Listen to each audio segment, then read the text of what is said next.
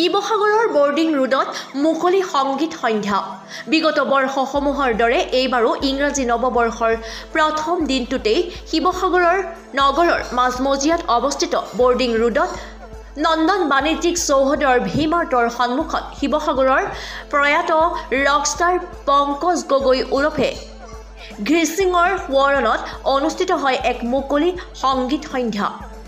সাংস্কৃতিক কৰ্মী অমৃত কুমাৰ শৰ্মাই পৰিচালনা কৰা তথা শিৱসাগৰৰ বিশিষ্ট ব্যৱসায়ী সমাজকৰ্মী মুক্তিনাথ মিলিত ব্যৱসায়ী সন্থাৰ সম্পাদক পংকজ বৰা ভাইৰ পৃষ্ঠপোষকতাত অনুষ্ঠিত হোৱা সংগীত সন্ধ্যাটি উদ্বোধন কৰে জ্যেষ্ঠ সমাজকৰ্মী প্ৰদীপ বৰাই। প্ৰয়াত শিল্পী অৰুণ দাসৰ তুমি জানো জানা ওহো গীতটিৰে আৰম্ভ হোৱা উক্ত সংগীত সন্ধ্যাত জনপ্ৰিয় সংগীত শিল্পী প্ৰাঞ্জল বৰা ওৰফে মেটেল পৰিৱেশন কৰা ৱেষ্টাৰ্ণ গীতে ৰাইজৰ বিপুল সমাদৰ লাভ কৰিবলৈ সক্ষম হয়। লগতে সংগীতানুষ্ঠানত সংগীত শিল্পী তৌফিকা উল্লাহ, ৰিম্পুল, অলকা দত্ত, অমৰদীপ চেতিয়া আদিয়ে গীত পৰিৱেশন কৰি সাংস্কৃতিক প্ৰেমী ৰাইজক আপ্লুত কৰি তোলে।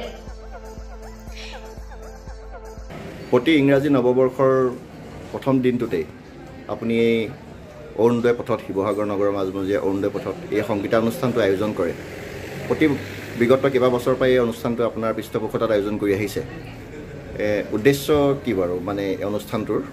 নতুন বছৰ উপলক্ষে সদায় এইটো আগমন বছৰটো যাতে খুব মানে ছাকচেছফুল হয় সকলোৰে কাৰণে, সেইটো কাৰণে পতা হয়।